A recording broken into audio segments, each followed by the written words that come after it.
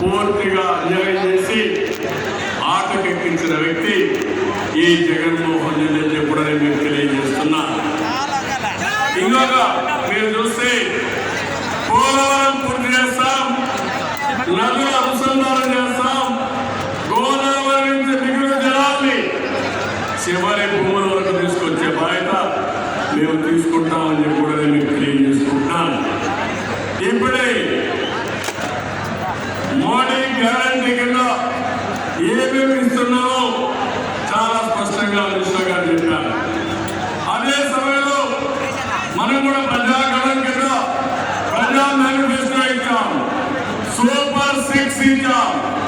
ఈ రెండు కలుపుకుంటే ఈ రాష్ట్రానికి ప్రజలకు ఎంతో ఉపయోగపడుతుంది. ఆ విషయం కూడా మీరు గుర్తుపెట్టుకోవాలి.